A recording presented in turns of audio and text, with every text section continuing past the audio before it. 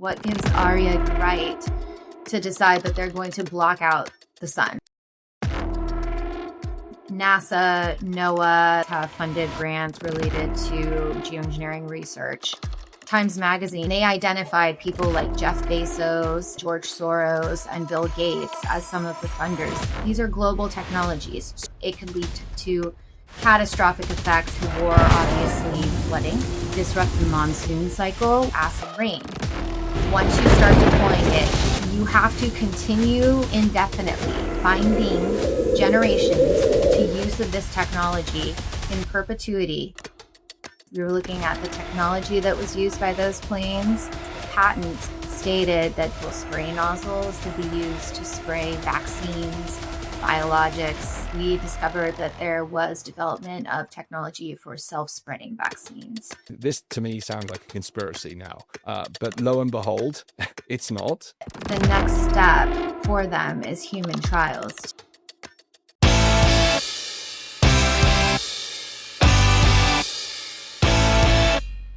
What you just heard is only the tip of the iceberg. If you caught our recent episode with Dr. William Happer, you'll know we explored the inconvenient truth that the science on climate change is far from settled. And yet governments and corporations are already conducting real-world experiments in our skies, all in the name of climate intervention. Today's guest is Catherine Ybarra, a US attorney working with ICAN, which is Del Bigtree's Informed Consent Action Network, who have filed lawsuits to uncover the shocking truth about geoengineering, atmospheric spraying, and even transmissible vaccines. In this episode, Catherine exposes the hidden experiments happening above our heads, the institutions behind them, and the complete lack of oversight, consent, or accountability. Before we begin, if you value truth, critical thinking, and freedom, take a moment right now to hit subscribe and join our mailing list at danastingregory.com/podcast. Please do this. It's how we beat the censorship and keep these conversations alive. Let's dive in. What if I told you that the skies above your head were already being changed by rockets, drones, and chemicals, and you were never asked for permission? Governments and private companies are now openly experimenting with climate-altering technologies, everything from solar radiation management to cloud seeding. But behind the science lies a deeper issue: democratic consent, regulatory capture, and ethical red lines. Today, we're going to be discussing the governance of geoengineering and more. And I'm joined today by Catherine Ybarra, who's been working with ICAN, Del Bigtree's organization, to investigate. So, Catherine, firstly, welcome to the show. I'm really excited to get into this conversation. It's a fresh topic for us. We've recently had Dr. Rob Williams on the show, and our audience have got lots more questions. So I'm delighted to have you with me today. Hi, Dan. Thank you so much for having me. It's a pleasure to be here. So my first question, what was your opening brief from the ICAN organization when it came to this topic of geoengineering? So I came on to lead a team at the law firm of Syrian Glimstad LLP. So I'm an attorney at that law firm. We represent ICAN.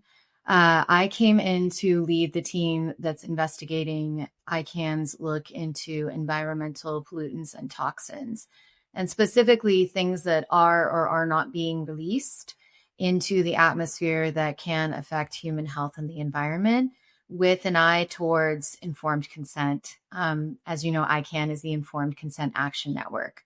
And so they are a watchdog organization that is focused on ensuring people have information so that they can make informed decisions about their health and the environment. Fantastic. Now, you've been investigating the US government's knowledge and funding of geoengineering through a series of Freedom of Information requests. In terms of geoengineering, we've been looking at different funding sources, different programs. Within those programs, we want contracts. When it comes to funding, we're looking at grants and, of course, contracts, and then getting into the details from those contracts. I'm curious how forthcoming the US government has been in providing your team with the information that you've requested. Yeah, I don't want to say that the US government isn't forthcoming, but I can tell you that we have absolutely hit brick walls as we've tried to get information as well. Just to elaborate, basically, we start with a written request. So that usually looks like a letter, and we will state what records we're seeking. So from there, it's possible that we might get a response, or it's possible that we might get ignored. So just from the outset, sometimes it's a battle to just get an acknowledgement that they've even received the request. Then once we get past that hurdle, let's say they've received the request, then they might say, this is too broad, or you haven't defined this, or we don't know what this acronym means. So then we'll have to do this sort of back and forth to make sure that they're clear on what we're asking for.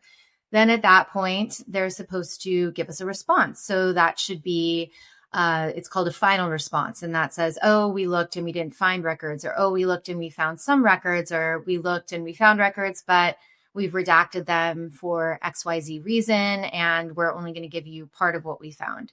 So then at that point, it's, if they say they didn't give us records, they couldn't find any, if we have a legal reason to believe that that's inaccurate, then we would have to push forward with an appeal on that. If we have reason to believe that they have records and they've only disclosed some of the records, but not all of the records, then we would have to appeal that administratively. Or if they've given us records, but they have a bunch of black lines through them and we can't really even read what they say, then we have to test legal sufficiency of those redactions. So all of that requires an administrative appellate process that we go through with the government agency directly. After that, if we still believe that they're not following their obligations under the FOIA, then we have to sue in federal court. And so ICAN has actually directed us. We have at least, I believe, 10 cases currently pending in federal court just to get information from the government pursuant to the FOIA. So it's not a matter of not being forthcoming, but it's a matter of sometimes making it difficult to get the information, whether intentionally or not.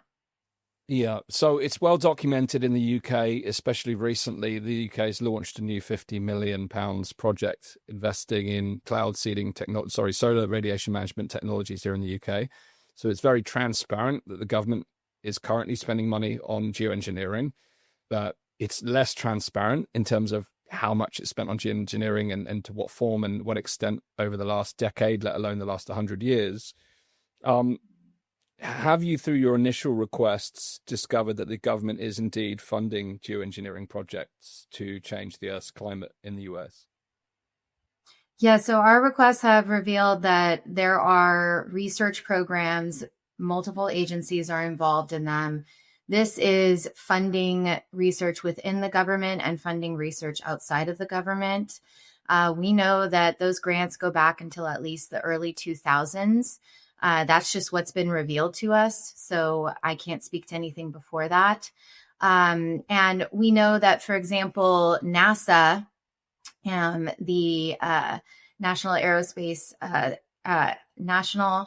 Aeronautic and Space Administration, and then NOAA, the National Oceanic and Atmospheric Administration, those two agencies specifically are collaborating on a project called SABRE. And that project is basically looking at the effects of aerosols in the stratosphere. And that's all stated to be towards the aim. We actually have a contract that was between NASA and NOAA that shows that the purpose of this project is to investigate aerosols in the stratosphere. They're supposed to be gathering information, they say, with airplanes in the stratosphere to eventually deploy stratospheric aerosol injection, a form of geoengineering, to combat global warming. A quick break to tell you about something really important. It's becoming increasingly difficult to speak freely without fear of being silenced. With the UK's online safety bill now in force, surveillance powers are expanding and censorship is only accelerating. That's why more and more people are waking up, and Proton VPN just became the #1 most downloaded app in the UK Apple App Store. It's built by CERN scientists based in Switzerland and fully open source. Proton VPN is one of the few privacy tools that genuinely walks the talk. When another big name VPN rejected us for misaligned values, Proton welcomed us because they support real free speech. So head to danastingregory.com/Proton or hit the link in the show notes to find out how you can protect your privacy and support what we do. So we know that the funding is happening. There's different projects going on. And certainly we know that the funding has been coming from the federal government since at least the early 2000s. Wow. And through that research, are you anyway clear on to what extent the research is theoretical versus practical? Meaning, how much of this geoengineering technology is actively being deployed during the course of the research? So I can't speak to the exact levels of any government program or specifically what any program is doing.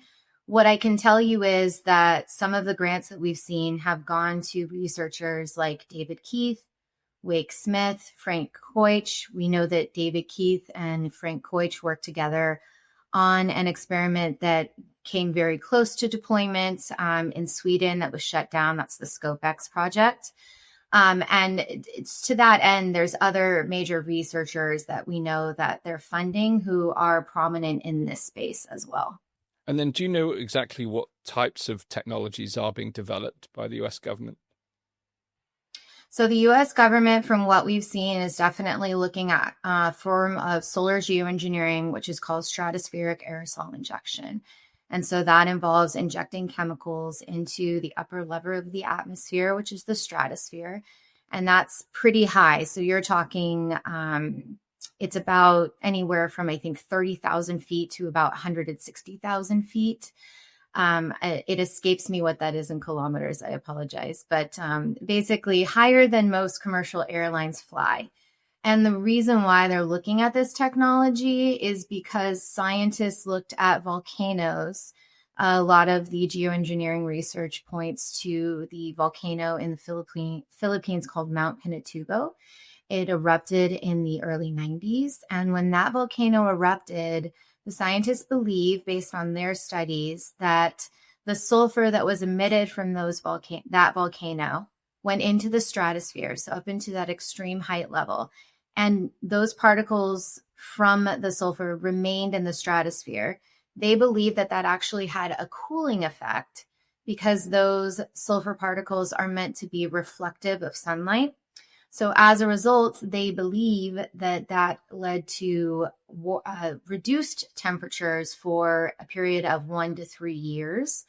And as a result of that, they came up with the idea of stratospheric aerosol injection.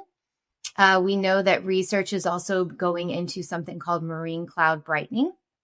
And so that's in a different level of the atmosphere. That's actually in the troposphere, which is the lowest level of the atmosphere.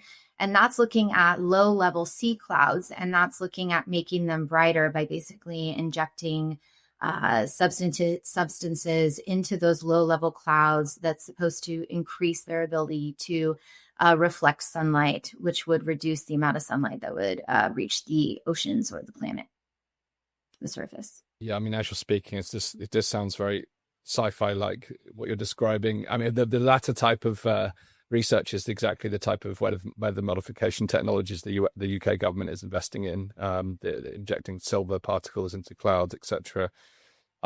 What are the consequences?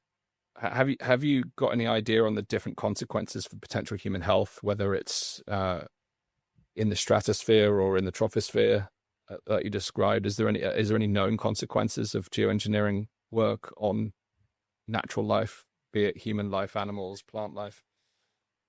Yes. So what we've done is we've analyzed geoengineering researchers' studies and journals and papers, and using their information, we have summarized in both a letter that we wrote, which was actually a comment to NOAA on behalf of ICAN, and more recently in letters that we wrote to US agencies and to the UK as well. We actually wrote a letter to ARIA and to your Secretary of State.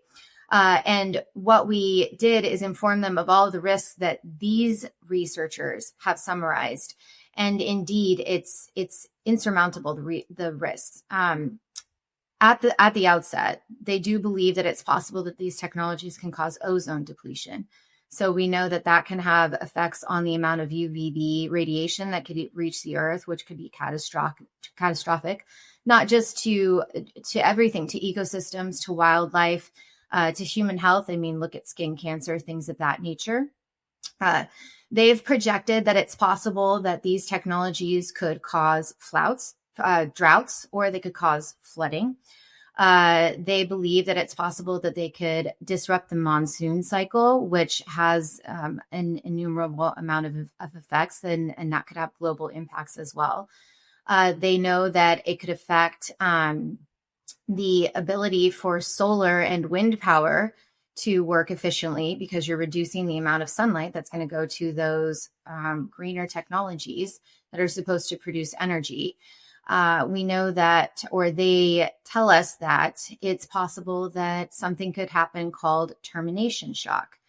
And the idea behind termination shock is essentially that, so you have to take a step back and think about this. They're saying that geoengineering is necessary to combat climate change. And they're saying that climate change is happening because people are not reducing greenhouse gas emissions. And that's what's causing climate change in the first place. So what the theory is behind termination shock is that you have to continue doing whatever form of geoengineering you're doing, the stratospheric aerosol injection, the marine cloud brightening, essentially indefinitely, as long as people continue to emit greenhouse gases, because you're always going to have these higher temperatures. Again, this is from their research, and this is what they believe.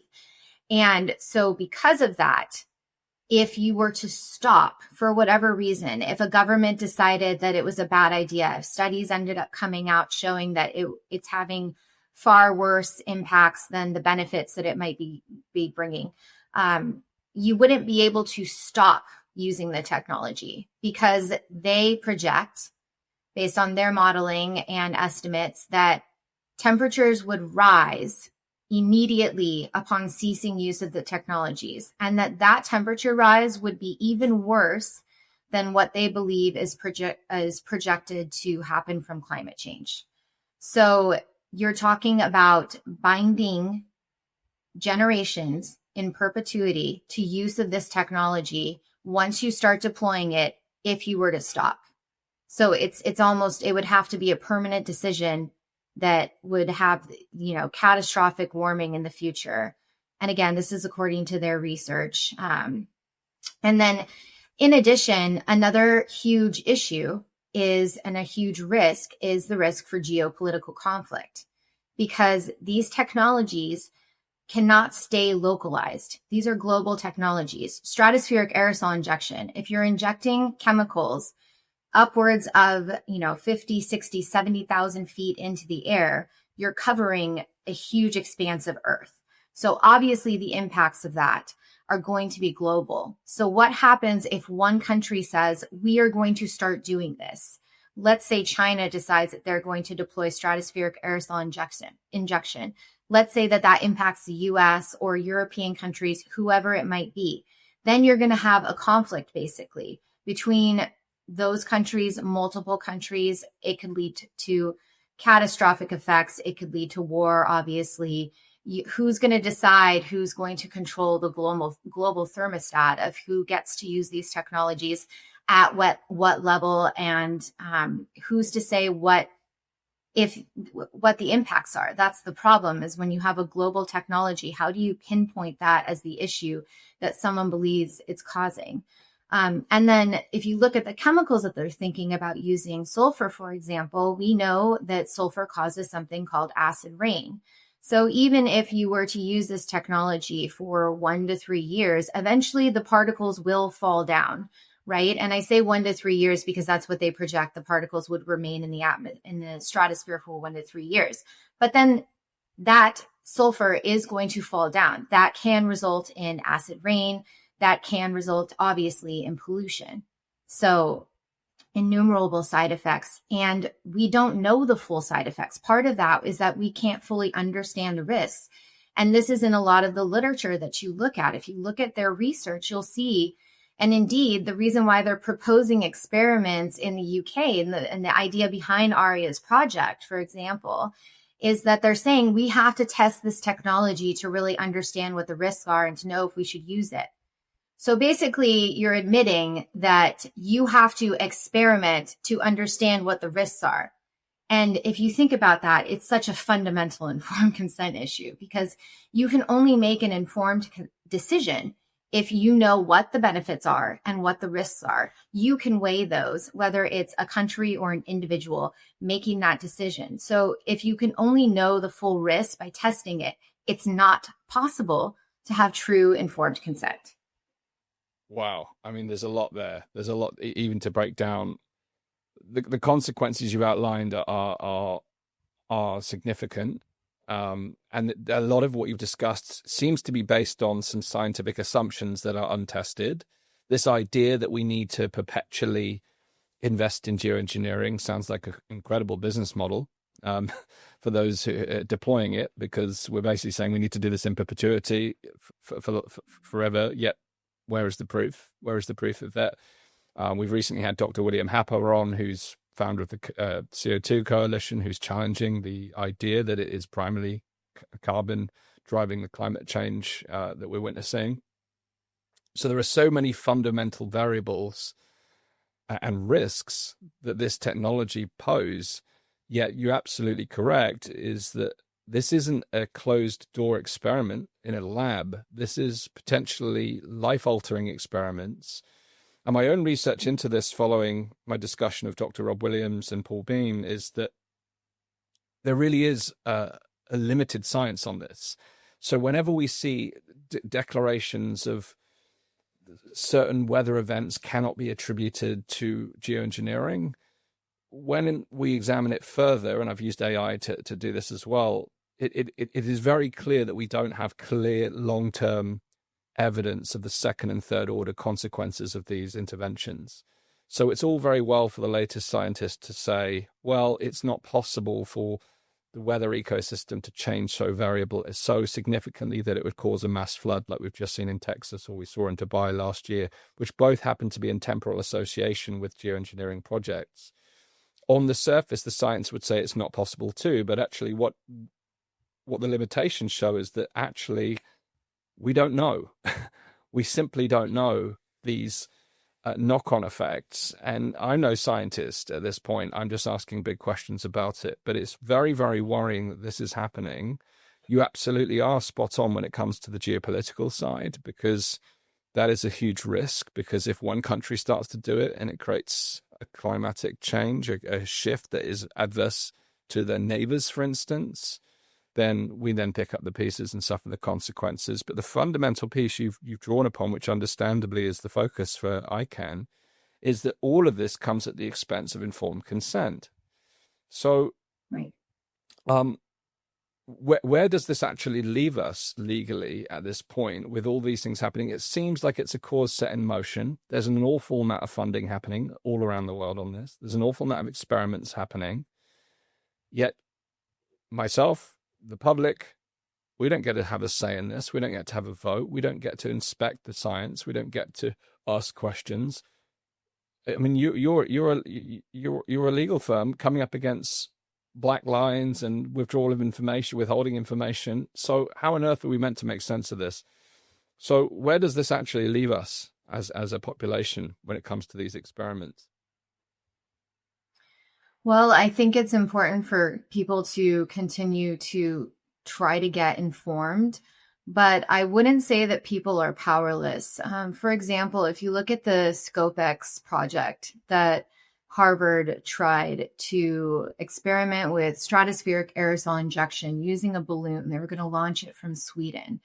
There is a local indigenous community there called the Sami people. They actually wrote a letter to Harvard expressing their concerns with the experiments, expressing their concerns with the technology in general. Other environmental groups also voiced concerns to Harvard. Harvard happened to have an advisory committee that was overseeing the project. And as a result of that, the project was shut down because of that sort of voicing of concerns by different people, be it individuals, be it organizations. And so their words had power. I want to take a quick pause because if you've made it this far into the episode, the chances are you already understand how rare it is to hear conversations like this. We live in a time where even world-renowned scientists are smeared simply for challenging the consensus. That's exactly why I created the DAG Supporter Program, a private community of free thinkers where debate isn't cancelled, it's actually encouraged. And as a supporter, you'll get early access to interviews like this before they drop publicly, invitations to join live recordings and Q&As, access to our private content vault protected from platform censorship. So if you're tired of being spoon-fed a single narrative and you want to be part of something that values truth over dogma, then head over to danastingregory.com/supporter to become a supporter today. I look forward to seeing you inside our Live Free and Prosper community. Now back to the episode. If you look at in California, on the west coast of the U.S., there was a project in 2024 where the University of Washington was partnering with, it's sort of an NGO, but an organization called Silver Lining. So they were going to do a marine cloud brightening experiment off of a ship in the bay. And within 2 months, that project was shut down by local city officials. And it was shut down after there was public outcry. And so we do see a pattern where these experiments happen if they're announced.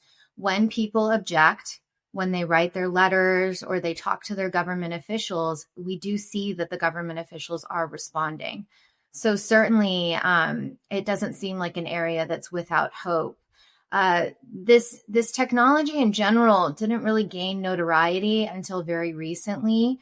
In the past few years, really, it seems to have gained a lot of steam. But prior to that, the technology and the ideas were around for decades, but it wasn't really so prominent as it is now. You have to wonder, the White House, the U.S. White House in 2023 had put out a geoengineering research plan that involved multiple U.S. agencies. They said they did it because it was congressionally mandated in 2022. You have to wonder if things like that, really gave thrust to the idea. I don't know why it's gained so much steam specifically in the past few years. But at the same time, what we've also seen in the past few years, in the U.S. in particular, is there are multiple states within the U.S. that are now attempting to pass legislation to regulate geoengineering, which did not exist previously. So as there might be an impetus for the technologies, there's also been an informed response from people expressing their concerns individually through organizations, asking questions, asking for answers, and demanding some sort of oversight before these experiments proceed. So certainly I think that people voicing their concerns is having an impact and will continue to do so. Yeah, I suppose it's still quite tricky. I mean, that's positive to hear, but even on a localized level, my geography of my understanding of US geography is quite limited. So I'll use the UK as an example. I live here in Dorset, neighboring county is Hampshire. If Dorset on the coast here put a ban on that type of solar radiation modification or all forms of geoengineering, the reality is if Hampshire continues to do it, it could have a knock-on effect on our ecosystem because of the proximity. Granted, US is much larger, but the atmosphere is a complex system. The weather system is a complex system, and given that we don't know the long-term consequences or the second-order consequences, even one state saying no, it may not be enough. The reality, I would say. Did your Freedom of Information requests get any insight into what was happening in 2022, 2023 when this became popularized within government? What we know is, again, that there was a 2022 congressional mandate. I forget which act that it was pursuant to, but that basically ordered the White House not ordered the White House, but that basically required the White House to respond with a research plan. And we saw that, for example, the SABRE program gained steam after that research plan was released. We saw that other agencies, it seems like, also became more involved with research, but I can't speak to what was happening specifically, behind the scenes. About on the funding side, and again, my knowledge of how the US government functions, and presumably it's not just public funding, it's private funding as well. But what is known at this stage about who's funding these types of projects and what kind of grants are being offered? Certainly there's NASA, NOAA, the National Science Foundation, all of those federal agencies have funded grants or contracts related to geoengineering research. And there's definitely funding going on outside of the government in the U.S. There's private organizations that are funding this work, and it might not necessarily be happening in the U.S., but there could be organizations or even philanthropists, wealthy philanthropists from the U.S. who are funding these activities globally. In fact, Times Magazine did a report on who's funding geoengineering, and they identified people like Jeff Bezos and George Soros and Bill Gates as some of the funders of projects like this. It seems like the funding that's coming privately was exceeding the funding that was coming from the government. And certainly what we've seen from the US government pales in comparison to what the UK government just allocated to fund these experiments, which is why the ARIA program is so concerning. Yeah. And if private organizations are pursuing geoengineering projects and there's philanthropic funding, as you mentioned, from the likes of Gates, Bezos, etc., to what extent do private organizations and individuals need authorization from the US government to actually pursue such technologies? As it stands, there's no requirement for the US government to authorize someone to do geoengineering before they were to do it. So an example of this is there's a company that's operating out of California. It's a small startup company. It's called Make Sunsets. They are using balloons with silver dioxide. They're launching them from California into the stratosphere. They believe into the stratosphere. I don't know if they can prove their balloons reach the stratosphere or not, but that's the intent. And then as a result of that, they're supposed to be releasing these sulfur particles that are reflecting sunlight and cooling the earth. They're actually doing this for profit. They sell what they refer to as cooling credits. So people will essentially purchase balloons or give them money to send the balloons up. And then that's supposed to give these people that are funding their projects these cooling credits. When they started doing this, the government did look into it initially. And what we know is that the National Oceanic and Atmospheric Administration determined that as long as they fill out a 17-4 form, which is basically, I believe it's a 1 to 2 page form that just requires them to disclose when they're going to geoengineer and how they're going to do it. As long as they filled out that form, then they were, according to NOAA, in compliance with current law. So it's sort of this whole do it now and ask questions later. It's not a go to the government, say what you're going to do. The government gives you permission, and then you can do it. So certainly, I don't know what the US government would do to stop deployment. What I can say is on behalf of ICAN, we had written letters to the EPA. This was during the prior administration. And they responded to our letter with a very lackluster response, essentially saying that they're aware of Make Sunsets and they're doing geoengineering, and that was about it. But now Lee Zeldin, who's heading the current EPA, has stated that he is investigating Make Sunset. So that's at least something positive. But again, it's after the fact. This company did not go and ask permission to do this. It's my understanding they started doing it, and they advised the government they were doing it, but there was no asking permission. Wow. I mean, so they're essentially spraying pollutants into our skies with little more than a registration form and getting away with it without any long-term oversight. The difficult thing is for me personally is I've always advocated for free markets and the absence of government regulation.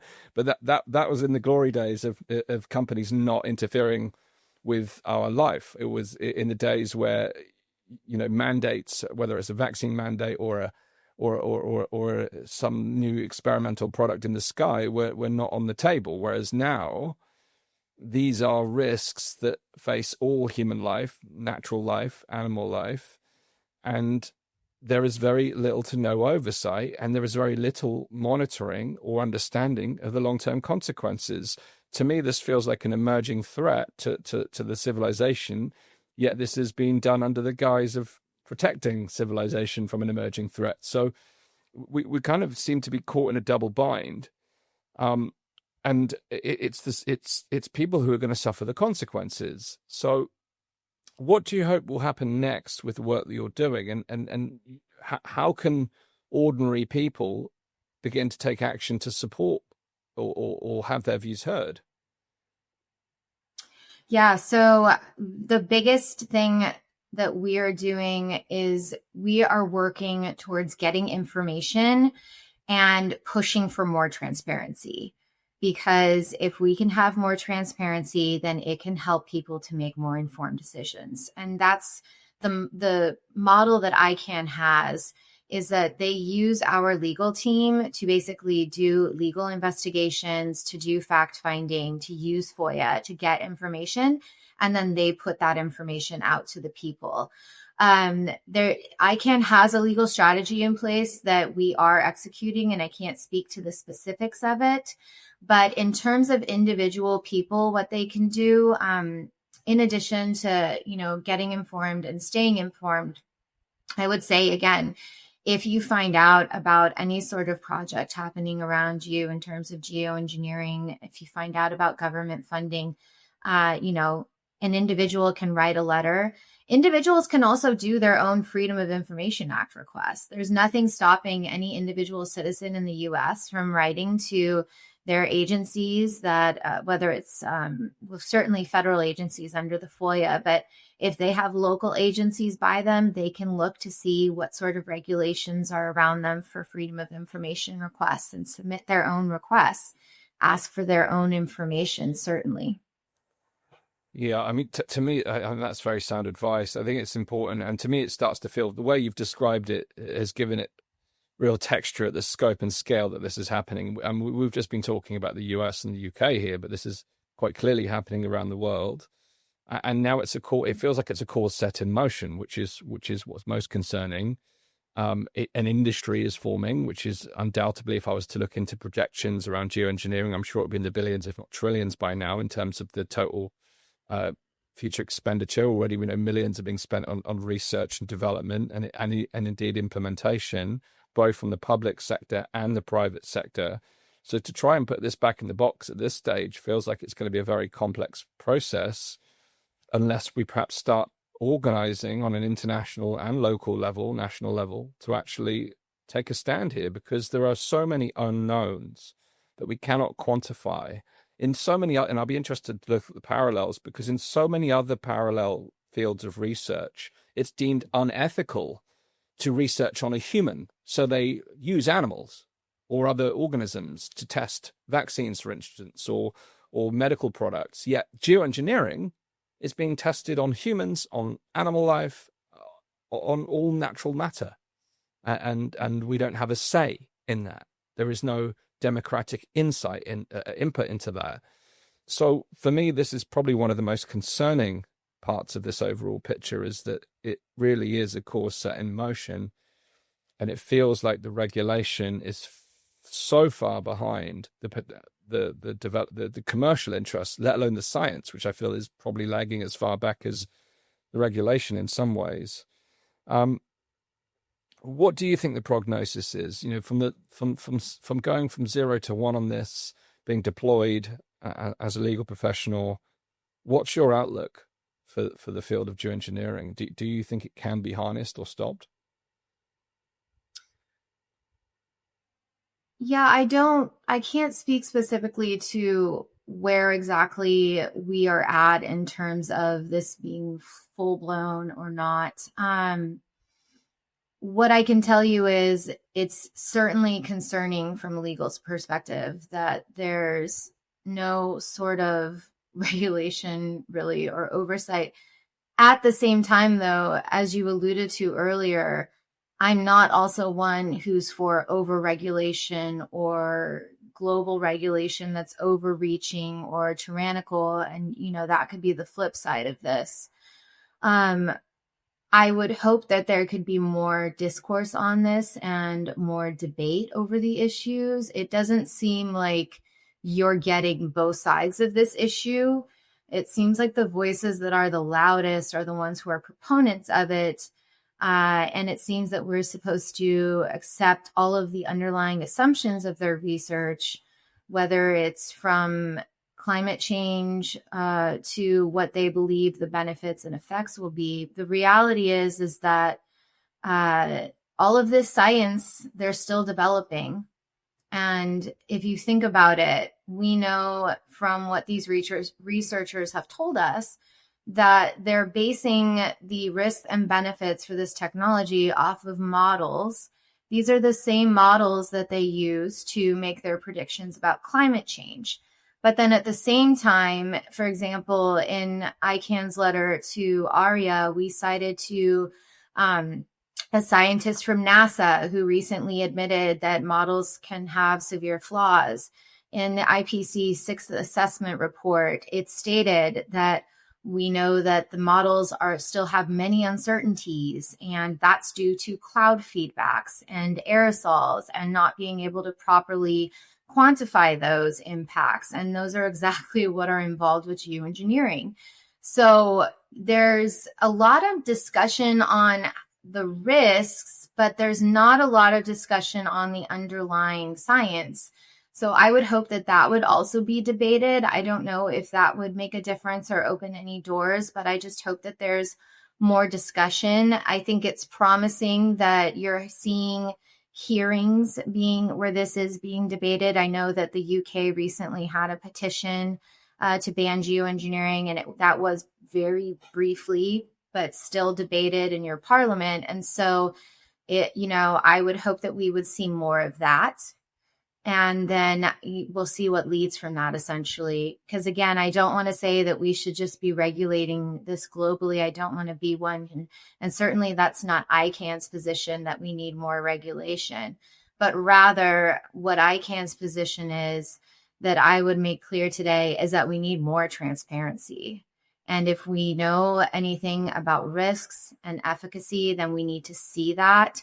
And we need to see the underlying science, because similar to the vaccine space, and that's a big thing that ICAN has worked on, is really pushing the government to turn over the science they're using to prove that medical products are safe and effective, so that the public can really see that and analyze that. And then you can't expect people to trust science if you're not willing to disclose it and if it's not open for debate. So I would just hope that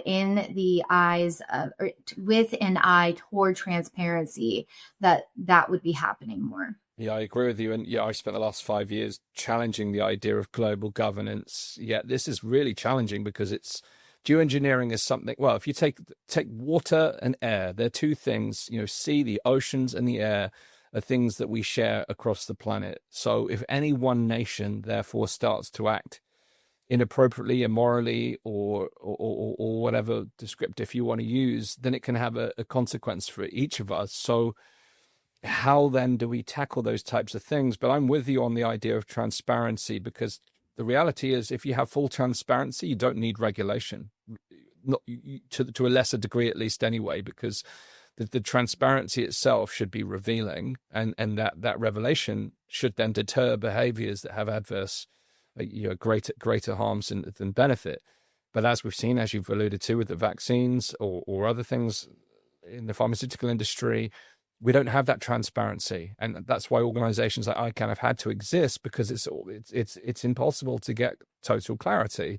We had it during COVID. I talked about it at the beginning of the Freedom of Information request. There are still things that we can't get information about directly. We're relying on anecdotes, or we're relying on observational data as opposed to the official data that's been collected by governments that they won't reveal. And you have to ask, if a government or any agency is unwilling to provide information in full transparency, what then are they hiding? Because otherwise, why would you withhold it unless, okay, national security? But national security in today's day and age is the catch-hold for anything that could be detrimental to government. And that for me is an increasing concern, that over and over we're told that we can't have information because of its risks to national security. So I've become highly dubious of this. Before we move on, there's a couple of extra things I'd like to talk about before we wrap up, but we haven't talked about the US military. We've heard of DARPA in the UK investing in things like geoengineering and other forms of technology. What's known about US military funding and experimentation and implementation around geoengineering projects? We know a lot about U.S. military's involvement in weather modification. So that's the cloud seeding, right? So we know, dating back to the 1940s, that the U.S. military has been using cloud seeding. It started with a project called Project Cirrus, where they were trying to modify hurricanes off the East Coast of the United States. There are news reports that they actually caused harm to the city of Savannah, Georgia, as a result of this project that they operated. And I don't know if that's accurate or not, but there is reporting on that. After that, for about 20 years, the U.S. was involved in Project Storm Fury, which involved the U.S. military. Project Storm Fury was, again, trying to alter hurricanes. And I believe the idea behind that was to use a form of cloud seeding, essentially, to seed hurricanes to basically alter their path, essentially. And that went on again for 2 decades. Most notoriously, the U.S. military was involved in Project Popeye, and that was during the Vietnam War. So that was the late 60s and early 70s. And that was actually considered weather warfare. And so what happened there is that the U.S. military deployed planes to do cloud seeding over the Ho Chi Minh Trail in Vietnam. The idea was to essentially extend the monsoon season. And then that was supposed to give the U.S. an advantage in the war. And so, unfortunately, the U.S. military does have a long history of using these weather modification techniques. And so we know that it's possible. At the same time, it doesn't seem that there's necessarily full transparency on the topic. And certainly that's part of our legal investigation. We've been doing a lot of legal work with trying to get information from the military. Yeah, I mean, I was reading about a project, Air Force 910th Airlift Wing, supposedly using low-level spraying in the name of mosquito control. Do you know anything about that? Yeah, so we actually did some FOIA work there as well. And that's not necessarily geoengineering, but that's actually, that's pesticide spraying. There was a few other reasons that mission exists.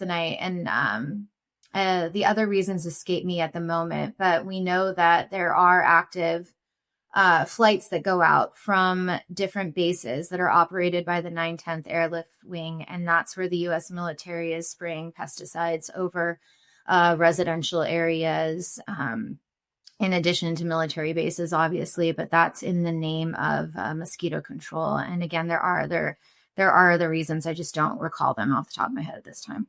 Yeah, I'm sure the whole field has a different terminology, but essentially it's still aircraft flying through the sky, spraying chemicals for different ends without our consent and without full understanding of the long-term consequences.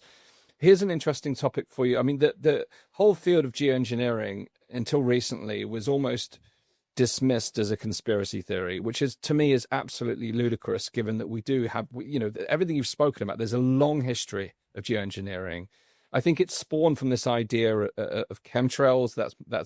That's made it into a conspiracy. That was something we discussed on my previous podcast. And the reality, again, is I think the reason it's become a quote unquote conspiracy is, again, the complete lack of transparency. So I asked our previous guest, how do we discern between what we see in the sky as normal cloud formation versus what is cloud seeding or other forms of geoengineering? And they said the frank answer is it's difficult to discern because there are some visual patterns that we may be able to discern, but to the naked eye, it's very difficult. But the reality is we don't have the transparency in terms of which aircraft are deployed to do cloud seeding, which aircraft are spraying chemicals for the purpose of altering the climate. And we don't know how to discern between that and commercial airlines transparently. So is there anything in the work that you're doing that can help drive that kind of transparency? Because, again, there is, from our point of view here in the UK, there is very little public record that we can easily attain that tells us which aircraft in the sky are spraying chemicals and which ones are just, displaying normal contrails off the back of a commercial flight. Do you have any insight into how we can get transparency in this particular issue? Well, one of the things that ICAN actually asked for when we wrote the letter to the National Oceanic and Atmospheric Administration to make a comment on a petition for rulemaking that they had. When we wrote that letter on behalf of ICAN, one of the requests that ICAN wanted to make in that letter, and did make, was for better reporting requirements. So we understand that this agency, NOAA, is saying that they're not responsible for regulating, but they can at least set up a better system. We suggested that they could improve their website. The website's incredibly archaic, and it's very difficult to even search for the forms that are filed within their system. But you can have real-time reporting. You could have agents, or you could have whoever is doing weather modification, geoengineering, whatever it is that they're doing, whether they're flying a plane or flying a drone or launching a balloon. Why not have them fill out a report that says specifically when they're going to do that? Have it done, I believe we suggested in the letter, 6 months in advance, and have it published so that the public is aware that it's going to happen. Even if you're not going to regulate it, at least you're giving the public an opportunity to know that it's going to happen. And then if the public sees an airplane, they're going to know what that airplane is because it was published in whatever the local newspaper on NOAA's website, however they determined to do it. And so that is something that's possible. It is possible to have better monitoring and reporting, even if you're not regulating. And I'm not sure why there isn't any requirement to have the reporting done longer in advance. So it's not happening in real time or after the fact. With Make Sunsets, that company in California, initially they were launching balloons and then they reported it to NOAA after the fact. So why isn't this happening before? And why can't NOAA have regulations that are just describing when things should be reported? And so that's definitely one option that any government has, essentially, is to require not reporting after the fact, but advanced reporting with detailed information about what flights, what substances are being used, for how long, where they're going from. And, if that was happening, there shouldn't be any ambiguity as to what you're seeing in the sky. No, absolutely. And you're right. Now it seems that you, to a lesser or greater extent, you can go to a supermarket and see what the origin of where your products have come from, what additives are in those products. I mean, that's been a long battle to get clarity about what's in our food, but there's no, as far as I understand, no direct legal obligation for any airline to disclose the specific contents of or composition of the fuels that they use or any additives that may be used. Again, this is another thing that's constantly denied, that it's denied that there is any additives in the fuels, etc. But again, unless we have clarity, how can we be absolutely certain that any airline, whether commercial or private, is not making additions to its fuel or using fuel that could be used under the premise of geoengineering? We simply don't have that answer. Have you done any work on the use of fuel or the composition of fuel? Is there any work that ICAN has looked at there in terms of FOIA requests on the use of additives in airline fuel? We are actively investigating jet fuel and what is in jet fuel, in addition to the other things that we're investigating, as well as the current regulations and what sort of might need to be changed or what might need to be petitioned regarding those regulations or lack thereof. Yes, lack thereof. Indeed. I want to change the tone a little bit. This is a bit of a segue, but giving ICAN's work on vaccines, it may be tenuous, but is there a link between geoengineering and transmissible biologics when it comes to vaccines that can transmit or spread without consent? Have you extended your work into this area at all? So we have looked into, and we are actively investigating and doing legal work for ICAN regarding transmissible vaccines. I actually explained this when I was on the High Wire with Dell earlier this year, kind of the evolution of our research, because we had started looking at geoengineering and then we were looking at military planes spraying pesticides. We were looking at the technology that was used by those planes by a company called Battelle, which is the government contractor. And then when we pulled up the patents for that technology, we actually saw that the spray mechanism, the actual spray nozzles, the patent specifically stated that those nozzles could be used to spray vaccines, biologics, other substances. So from there, that's when we started looking into aerosolized vaccines. And upon looking at aerosolized vaccines, we discovered that there was development of technology for self-spreading vaccines. And so we are actively looking at and implementing a strategy related to investigating and getting transparency and any action that I can take related to transmissible vaccines. So that's an ongoing part of our work. Yeah, I mean, it's one thing having concerns about particles of sulfur falling from the sky. The next is being vaccinated without my consent, particularly given everything we've just witnessed with the COVID vaccine and the consequences and adverse reactions and deaths associated with that. So then to know that I could walk down the street and be vaccinated against my will is petrifying, is terrifying. The issue of consent, informed consent, is woefully lacking. Do you know where? I mean, when I first heard about this, it blew my mind. I thought this to me sounds like a conspiracy now. But lo and behold, it's not. There's already animal trials, I understand, that have already taken place. It sounds almost too dystopian to be true. But from your own early analysis on this, to what extent is this technology under development, and how far has it come in terms of its implementation? Are you aware? Yeah, so it's our understanding, like you said, they've done animal studies on the technology. We know that they want to do human trials. It's our understanding that they have not begun those human trials yet.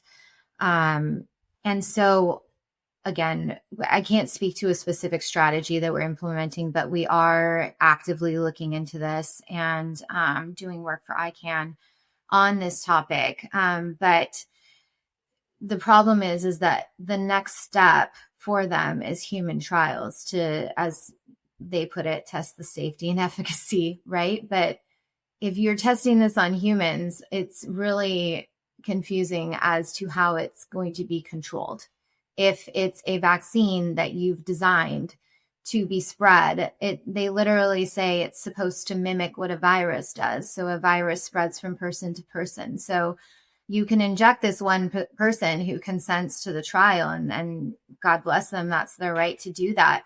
So they've chosen to take that product. But if it's designed to spread, how are you going to ensure that even within just your trials that it's not spreading? So I'm not really sure how they intend to do that or how that study is going to be designed to ensure that. But, the human trials are incredibly worrisome. So that's what we're looking at now.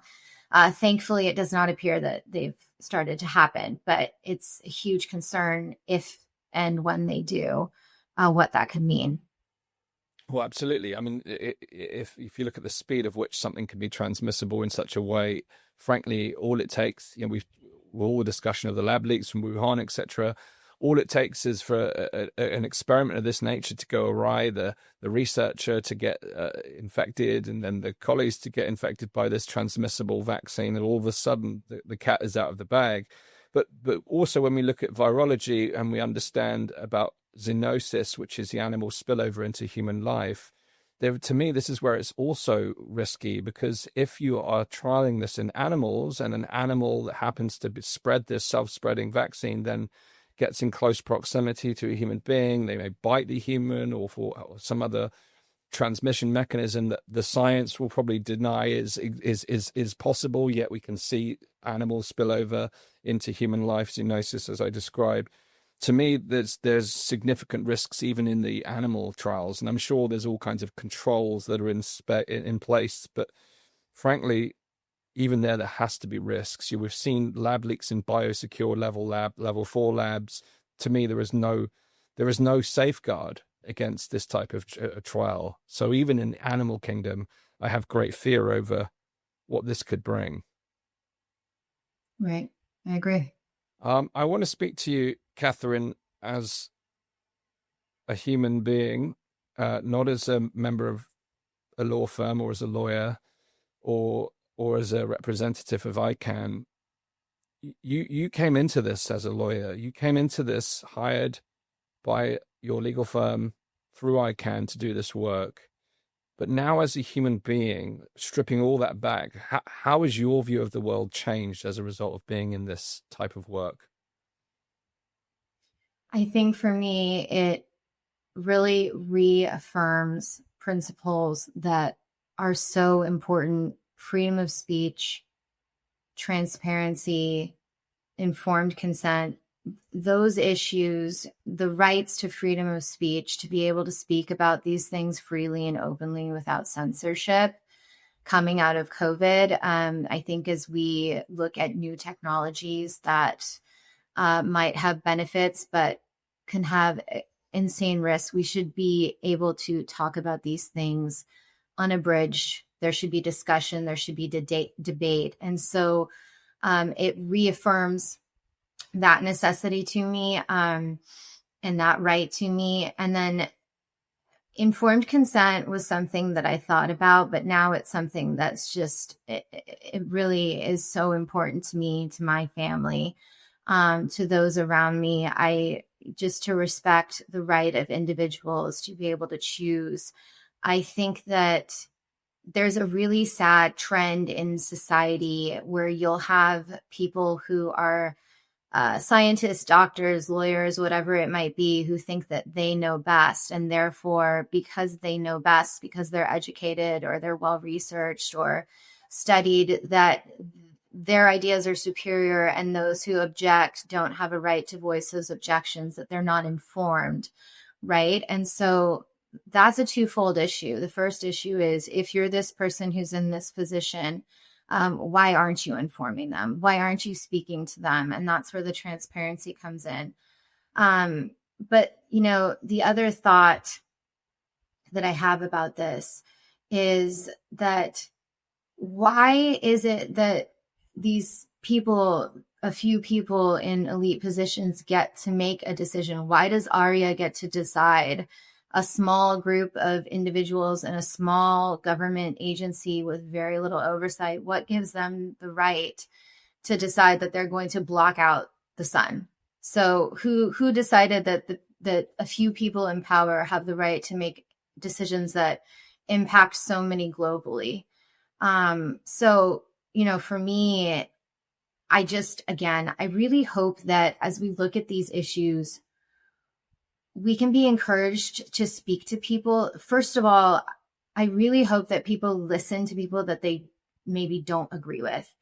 A big part of just going to the legal work that we do. I mean, one of the biggest things that we do is when we do research and we use that research, we look at the people who are proponents of the technology that our client might be opposing. We use their words as support for the positions that we're asserting. So I think it's really important, just on a general level, on a human level, if you disagree with someone, I think that you need to listen to their ideas. And certainly, and again, this goes to free speech and censorship, you should be able to speak freely. If you have a terrible idea, then say your terrible idea. And I don't know why we're so afraid of terrible ideas, because really, if they're so terrible, no one's going to listen to them or believe them. So is it really so bad to give someone a platform with a horrible idea? I don't think so, because you could easily just respond to that or discern within your own mind that that idea doesn't make sense. And so I think for me, it's been a real lesson over the past few years of understanding how important it is to listen to people that I don't agree with and form my own opinions based on that. And I'm not able to do that because I'm an attorney. That's just a God-given ability that I have, that any other human being can have with any level of education or lack thereof. You can hear and discern good ideas from bad. And so I hope people that are reminded of that. And I also hope that people remember that their voice has power. And whether it's just talking to people locally, whether it's voicing your opinions on a platform like this, every individual person's opinion has weight, and people's voices have power. You have power by what you say. So speak openly, speak clearly, and engage in debate and dialogue, and we will all be so much better for it. Bad ideas cannot persist and gain steam if people are talking about them and dispelling them. Absolutely. Well, geoengineering might be one of those bad ideas that we need to talk about more. So thank you for exactly. Your insights on the show today. I want to close by offering people an opportunity to learn where they can find out more about this specific case. Obviously, they can follow ICAN's work. How can they get updates on the specific work that you're doing on this issue of geoengineering? The best way to follow what my legal team is doing is to follow ICAN. So they can go to icandecide.org. That's ICAN's website. They can also go to thehighwire.com to view the weekly news talk show that ICAN puts out. I believe on either website, but certainly on the Highwire's website, they can subscribe to ICAN's newsletter.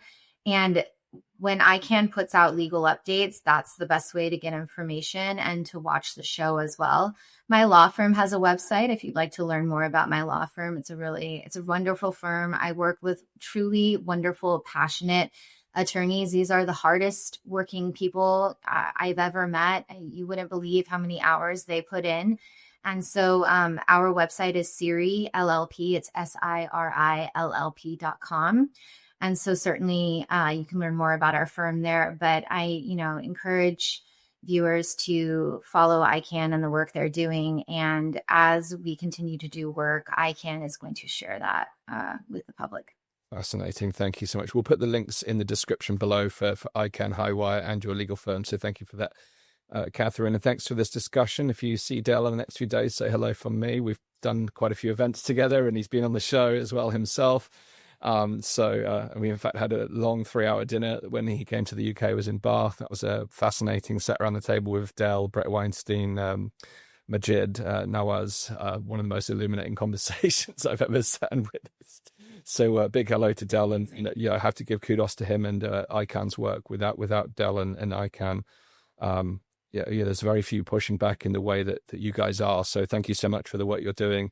Really grateful that there's people like yourself out there in your firm supporting these types of initiatives, and hopefully many more rise to the call. So if you know any legal representatives in the UK that is are ready to step up and challenge what's happening here in the UK, let us know in the comments.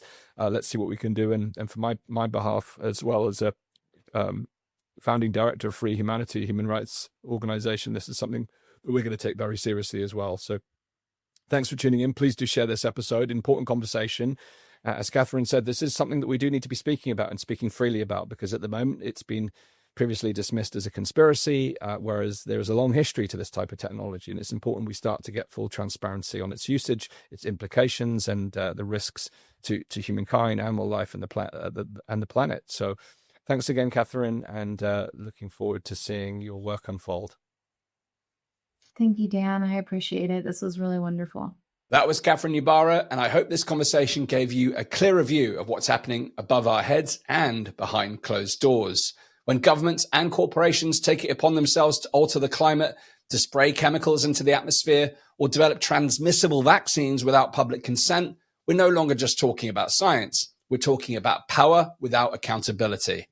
If this episode stirred something in you, please don't just scroll on. Hit subscribe, share this conversation, and most importantly, join our mailing list at danastingregory.com/podcast so we can stay connected beyond the algorithm, because it's through this community that we beat censorship, expose what others won't, and create space for well-reasoned voices like Catherine's so that you can share these conversations and help break through the narratives and dogma with your friends and family. Coming up next, we're diving into a conversation you might not even see coming, the woke right. Yes, you heard that correctly. After one of our fastest growing episodes ever with Helen Pluckrose, make sure you check that one out. She introduced the provocative idea of a new kind of ideological rigidity emerging on the right. Now we're joined by none other than James Lindsay to sharpen the conversation even further. And I'll be honest, I was as surprised as many of you when I first heard the term. But this episode might just change how you see the cultural wars and who's really playing them. So hit subscribe now to make sure you don't miss it. Thanks once again for tuning in. My name is Dan Astin-Gregory. Live free and prosper.